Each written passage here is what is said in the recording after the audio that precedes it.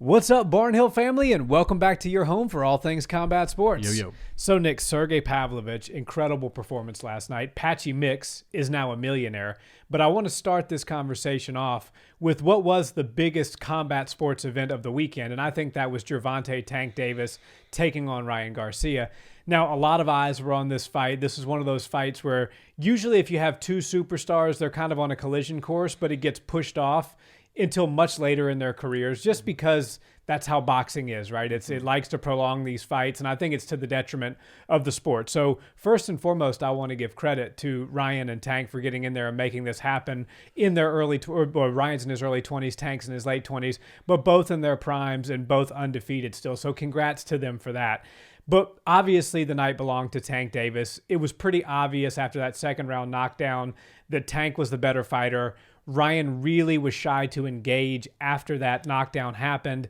And I think that ultimately he was just coasting until the point that he got finished. What did you make of the fight? Yeah, well, I thought it was exciting. And you're right. It was the most compelling fight that we had all weekend. And there was a lot of fights this weekend. I think there was 2 Bellator events, a one FC thing going on. And, the UFC card that wasn't a major card, but every time the UFC's on, it's, significant. But these guys definitely did hold the top spot. And a lot of people were excited for this. And it did sort of feel like Tank and Ryan had to basically get a hold of this themselves, because there's so many people that get involved in boxing and the politics and the different promoters and organizations. And this one wasn't for any belts, but, belt organizations can just get in the way. And sometimes it feels like when the boxers and the fighters themselves can just agree upon each other and figure out a contract and get it done, that's when you get these great fights. And it's only going to help boxing if we can continue doing this. Like, I don't want to see Tank fight 4 or 5 more times before we see him in there with Devin Haney or Lomachenko. I'd like to see him in there ASAP with one of those guys. And if we continue to do that, the sport of boxing would look a little bit more similar to the UFC, which is showing its very successful model to put the best fighters in there with the best fighters as often as you can. And let's not hang on to zeros so much. Like, an undefeated record is very cool, but it's also very rare and hard to do unless you're doing things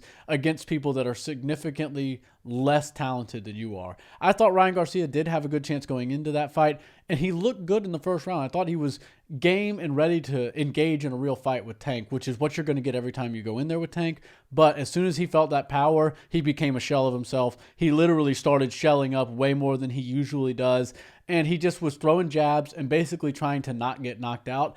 And it almost felt like after he got knocked out, he decided in that moment, I'll just concede to trying to make it all 12 rounds.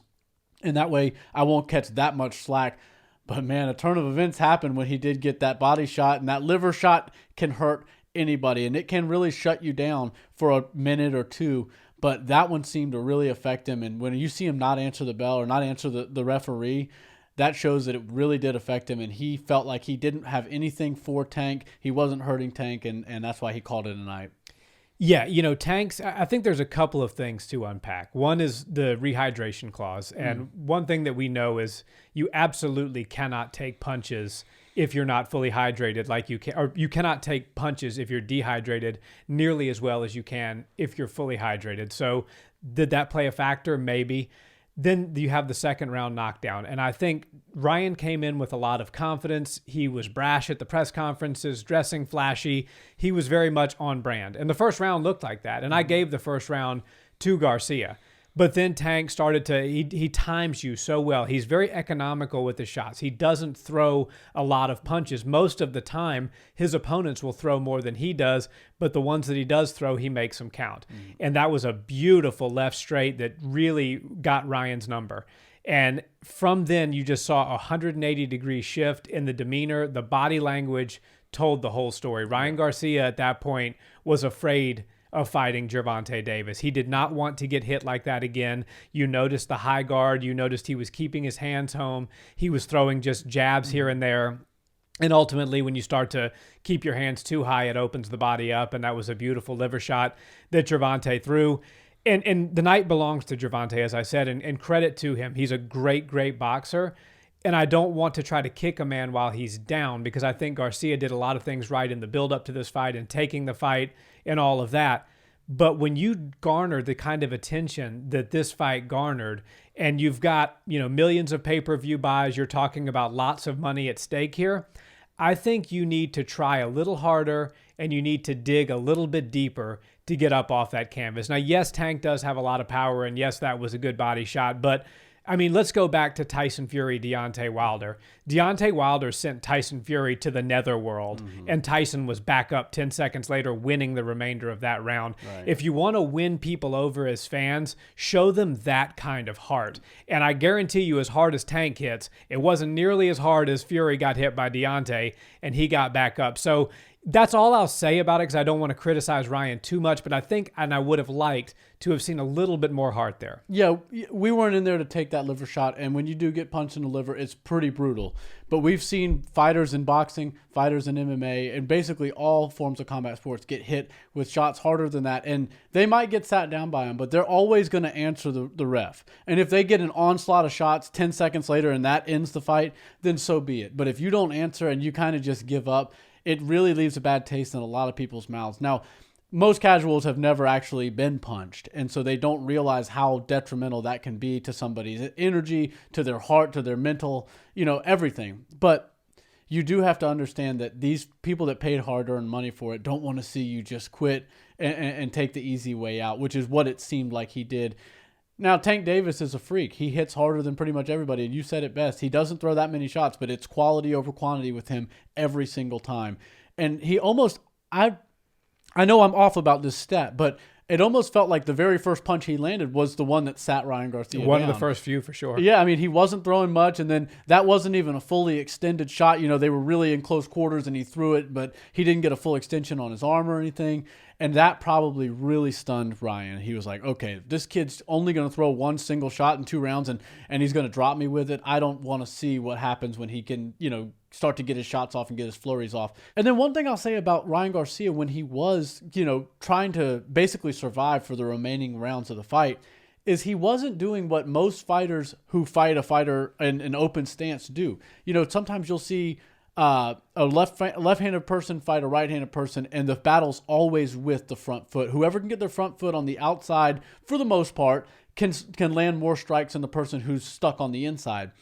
Ryan Garcia almost didn't seem like he was paying attention to that at all, and Tank absolutely was. Tank always had his foot on the outside, which opened up that really powerful left hand that he's got, and that's why Garcia kept getting hit by it. And if he wanted to survive all the rest of the rounds and just make it to the end of the fight with Tank, forget winning or anything like that, he would have had to stay on the outside and just throw jabs and check hooks to stay away and kind of get on his bike and circle around the ring. That probably would have helped him survive against Tank. I don't think he would have won the fight. I don't think he would have won really any rounds, but that could have at least kept him from getting hurt.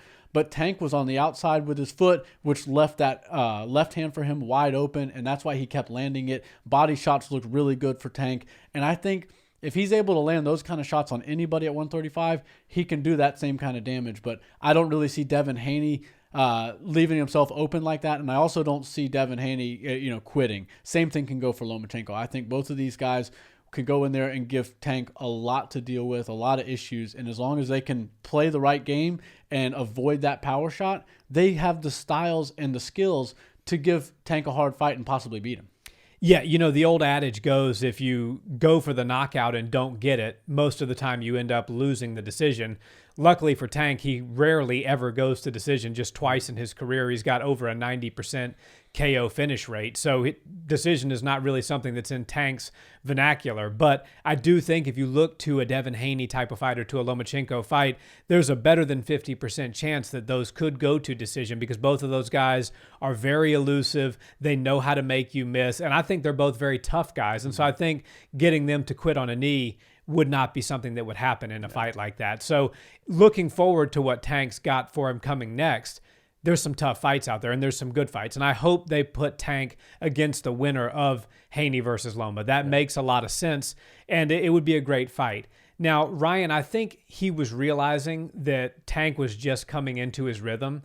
in that 6th round. And he was like, okay, man, this guy's really starting to tag me now. And then the 7th round comes around, and it's just the tide had already turned, but it was starting to be like a lapping, so to speak. Tank was running away with the fight. He had figured out the rhythm of Garcia. He had figured out the timing, and then he was really starting to tee off. And I think Ryan knew that, just as we all at home watching on TV could sense. And so I think that was why Ryan, in a lot of ways, was like, you know what, this ain't getting any better for me. It's probably time to call this a day and live to fight another day. I'm only 24 years old. I can go back to the drawing board. I can take this thing seriously. One loss on my record to somebody like Gervonta Davis is not the end of the world, but a devastating knockout blow could potentially be career-altering or career-ending, even depending on how bad it is. So I get the thought process there, but I think even still at that, in a mega fight, you got to put forth a little bit more effort just to show the fans that, hey, I really showed up here to fight. Yeah, and moreover than the effort, it's just the toughness. You know, they come in there to see the toughest people in the world compete in what they do best. And I think Ryan Garcia is a certified tough guy. I think he does know how to box very well, but he was in there with somebody who is, you know, just classes above him. And Tank Davis, you know, he might not be able to tell you exactly what he's doing, and he might not be able to articulate it. I don't think he'll have a very successful career as a coach after his career,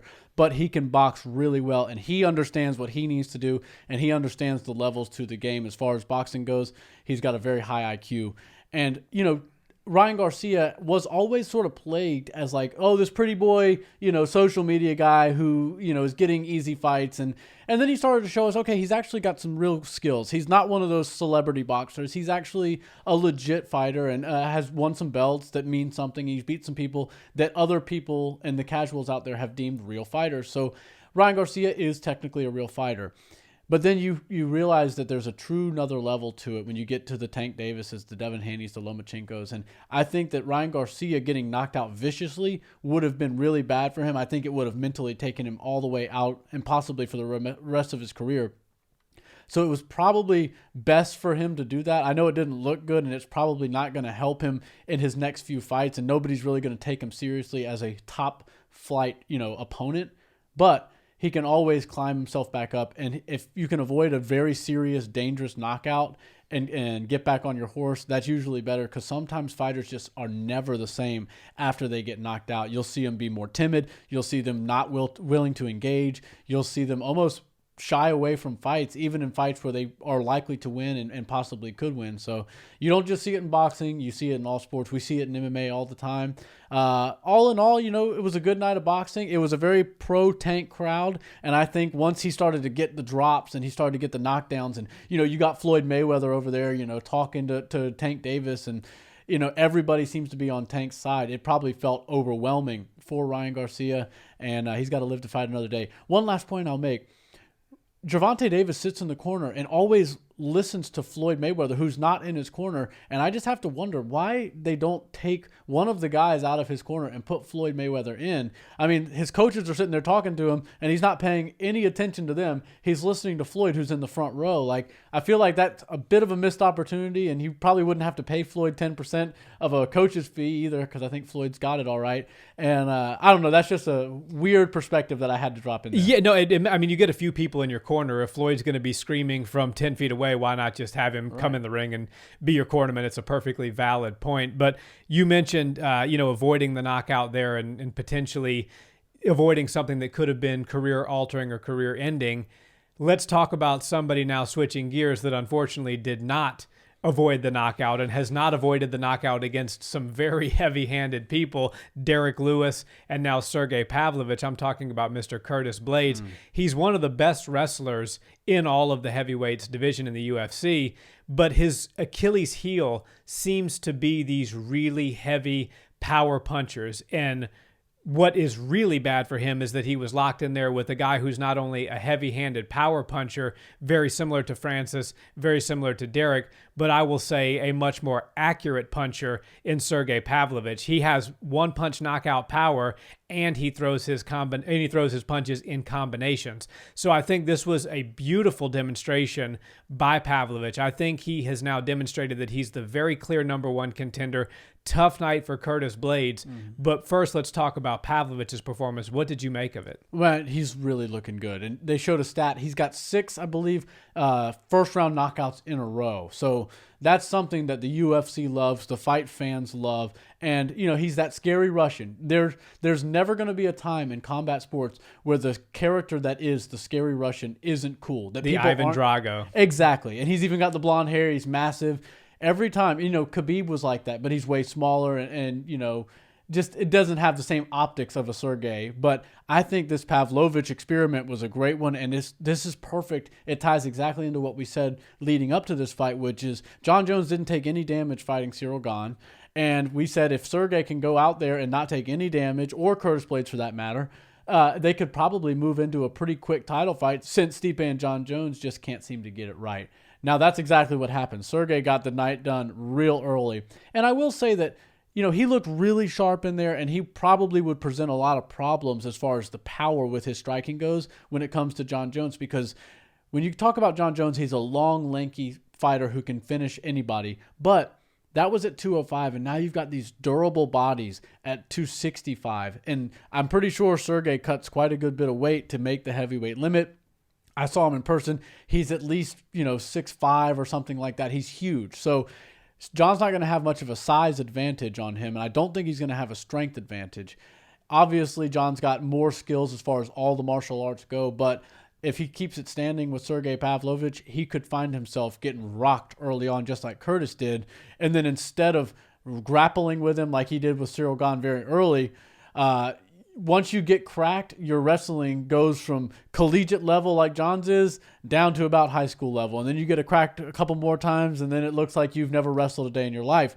Curtis Blaydes is a phenomenal wrestler, but he shot for those wrestling takedowns too late. He had started shooting for them after he'd already been rocked a couple of times. And once we saw him miss that, you're like, okay, well, now it's over because he's not going to get Sergey to the ground. Sergey's able to see these shots coming from a mile away. He's able to shuck him off, and then he's landing these vicious jabs, these vicious long strikes.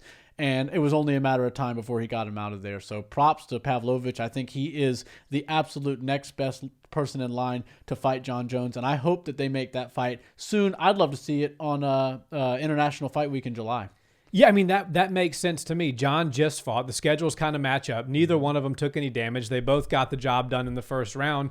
And listen, I'm as big of a Stipe Miocic fan as anybody is. Right. But what are we doing putting Jon in there with Stipe right now? I mean, I get that there's the name recognition. He's the greatest heavyweight of all time, and Jon is the greatest fighter of all time. And so there's a marketing sort of masterpiece that you could put together there. But let's get real for a minute and talk about how close is Jon Jones versus Stipe Miocic actually as a fight. And I really don't think it's that close. Stipe, his best days are a couple of years behind him. He had that brutal loss to Francis. He's 40 years old.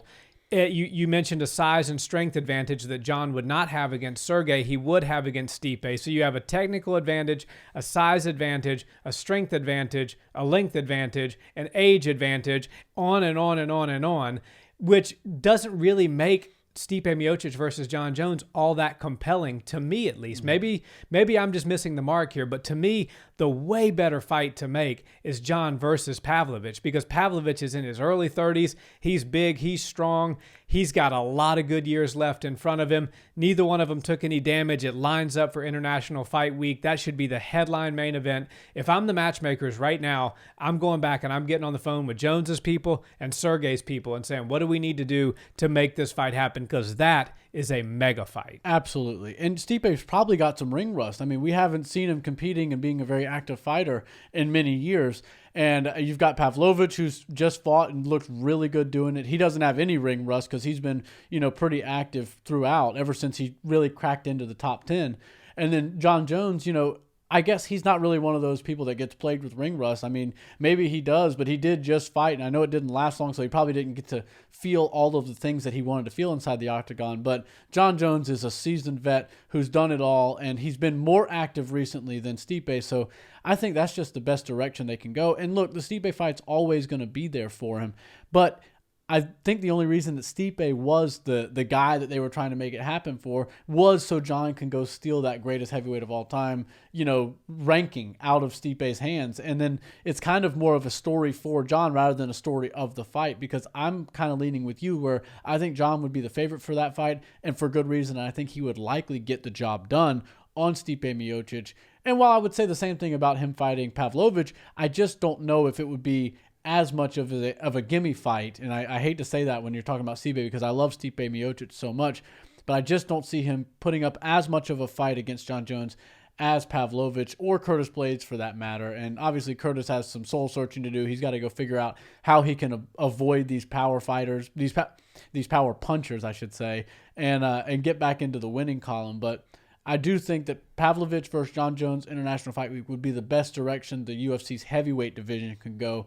Who knows what they'll do, but I think they have similar minds to us, and they'll probably do something like that. Yeah. I mean, the night definitely belonged to Sergey. That was very, very impressive. And for Curtis, as you said, he's got some soul searching to do.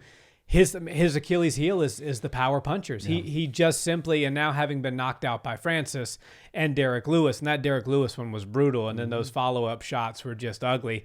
And now Pavlovich, it's like, how many more knockouts? I mean, if you had to look of all people who have been knocked out by people in the history of the UFC, you got to put Curtis towards the top of that list for who's gotten it the worst. Yeah. I mean, Francis Ngannou, Derek Lewis, Sergei Pavlovich now. Yeah, and the list can pretty much stop after those first two. You're talking about the heaviest puncher of all time in Francis Ngannou, and then the knockout king of the UFC in Derek Lewis. Right. Like, it doesn't need to go any further. Now that we've added a crazy, scary Russian to the list and a couple of other bad knockouts, like, we don't need to add any more insult to injury. Curtis Blaydes has had the roughest schedule as far as his losses go in the entire UFC's career or history, in my opinion. By the way, Sergei Pavlovich, did you see the picture of him a couple of hours before the fight? I did. The guy, was that before the fight? That was literally 3 hours before he was to check in, from what I hear.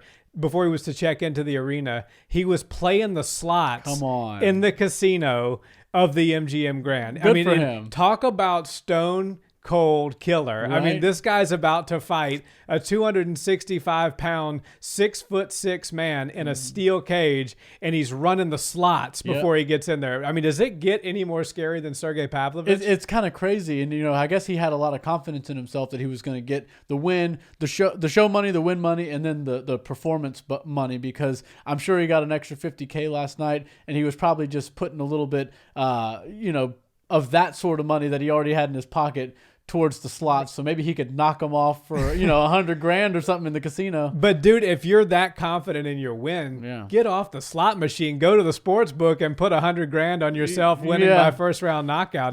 That's that. I mean, that's a little bit more. You have more control as far as that goes than you do with the slots. But and I don't think anybody should not be allowed to bet on themselves. But as of late, the world of betting on fighters and betting on your own self. Oh, that's right. They can't bet at all anymore. Yeah, when I was out in Vegas, people were talking about that. They're like, "Oh yeah, I was with one of the fighters, and we were with some people, and they're like, yeah, so you guys are in here for the UFC. Well, you can't bet on the certain fights and stuff." So I think they are kind of watching that with a close eye, and they're making sure people aren't betting on themselves or, God forbid, betting against themselves. Well, I mean, that's a big difference. I mean, betting on yourself and then betting for your opponent to win, that's night and day. I mean, you should, betting on yourself is confidence, betting on your opponent to win is fraud. So it's like, that's not even in the same ballpark. Yeah, and I think the way they're just steering clear of it for right now is they're saying nobody can bet on their own fights, because if you and your opponent somehow work something out, we're coordinating something, you can't bet on yourself to win, even if you guys agreed that y'all were going to win. So I think it's just a hairy situation right now. Everybody knows why that whole thing is going on. But the slots are not off limits. No, the slots are totally on limits. If I was him, I'd go over to the horse machine at the MGM Grand. It's a rare machine. There's not a lot of them in the world. That's a good one. And it's actually very invigorating. A lot of people go in and watch it. It's very fun to watch and bet on. So if I was him, I'd do that. But hey, if he's a slots man, he's a slots man. I hear you. And back to MMA now, and moving away from the UFC and into Bellator. Mm-hmm. So Patchy Mix became a millionaire last night, making quick work of Rafian Stotts. Great performance throughout the entire tournament. A lot of finishes for him, and Bellator's got a good one on their hands. I love these Grand Prix because, You get so much BS at the top of a division all the time. I would love to see the UFC take their top 8 fighters in a given division, put 1 versus 8, 2 versus 7, 3 versus 6, and 4 versus 5, and let's run it like that. I mean, I think that would be super cool, and people wouldn't be able to hide behind a ranking or a number. So that aspect of Bellator, I love. And what did you make of Mix's performance? I think Patchy Mix was kind of looked at as one of those guys that, yeah, he's good. He made it to the finals, but Rafion Stotts is kind of operating on a different level, and everybody thinks he's going to win. I think Patchy Mix shocked the world. I think Patchy Mix is a very good fighter. He's well-rounded. He's very similar to like AJ McKee and that he's so good everywhere. He's young. He came up kind of through the Bellator ranks and has just kind of become a monster within their division. And now he's a millionaire. Look, he's going to go in. He's, I guess, now the interim champion because Rafion Stotts was the interim champion. And I don't really know how the belt is going to exchange hands because Sergio Pettis is still the champion. And then they got people sometimes that come over from other organizations like Horiguchi, and he's not in the mix here, but it's very interesting how things work at Bellator. Yeah, so I guess he took the belt from Stotts, and now he's the interim belt holder, but he's going to still have to fight Sergio Pettis, who was not able to compete in the Grand Prix, which is also kind of weird. But I look at Bellator's 135 division right now as Patchy Mix is the champ and everybody else is behind him because Sergio Pettis didn't get to fight in the Grand Prix. And, I have a recency bias. If you were in there and you fought 4 times really hard, you earned $1 million the tough way, you're the champ in my eyes. And Patchy Mix looked about as good as you can look against a really talented fighter in Rafion Stotts. Yeah, for sure. And then another bantamweight fight that's coming up this weekend. We got Song Yadong versus Ricky Simone. Yeah. It got postponed, and now it's going to be the main event coming up this UFC fight week. Winner will certainly be looking to start a title run off the back of a win here.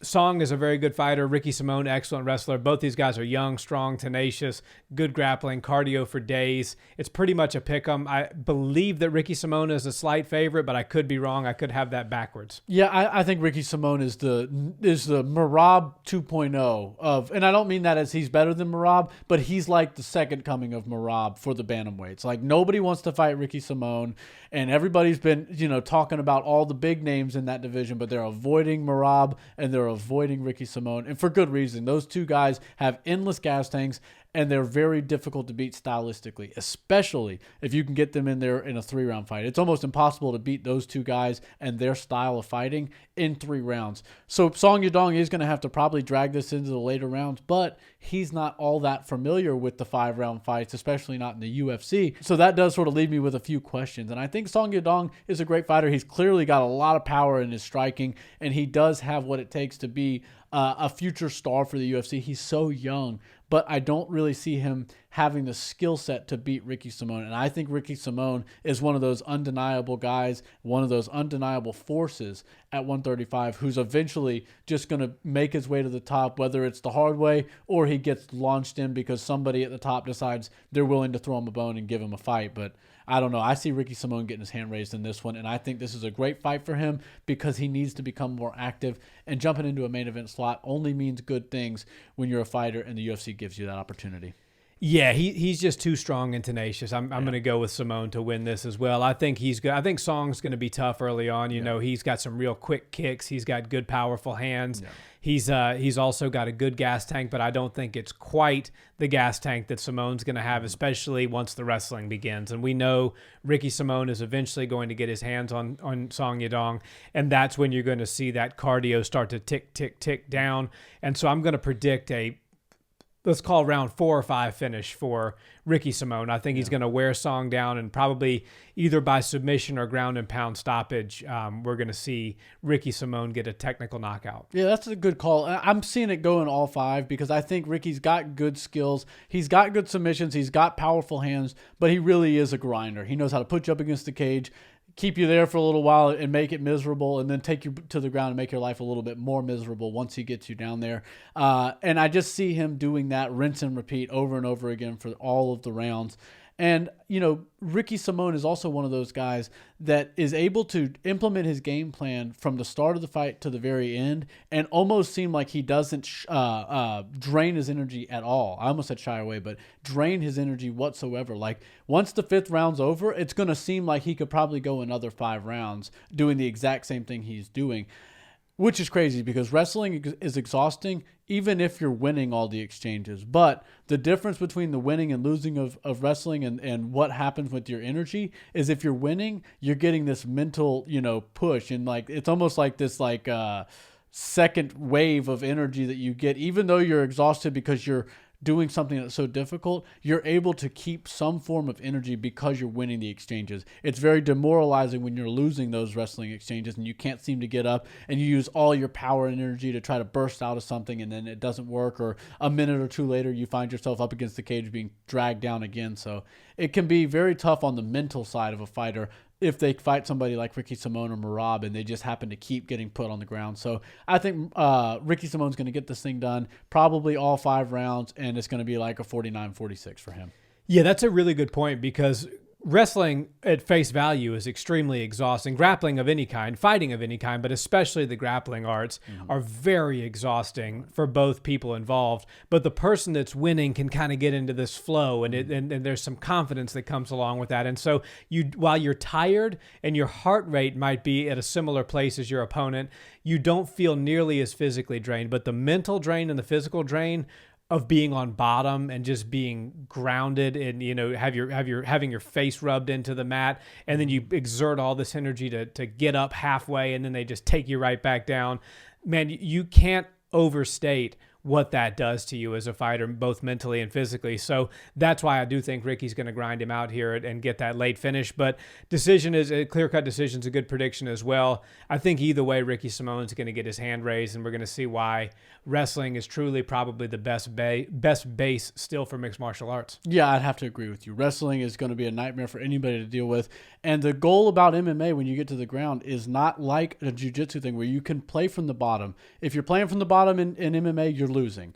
And wrestlers know that. They know how to stay on top. They know how to keep somebody on the ground against their will. And when somebody is trying their best to get up to make the judges realize that I'm not losing this fight, I'm trying to get back to my feet and I'm not succeeding, that can be really rough on the mental side. And I think Ricky Simone's really, really good at that. Maybe one of the best in the division. So I can't wait to see this thing happen. But yeah, my money's on Ricky Simone. Me too. I think that's a wrap, bro. Let's go. Guys, thanks so much for watching this video. If you haven't already, we're your home for all things combat sports. So hit that subscribe button, like, and drop us a comment on this video. We'll see you next time. Peace.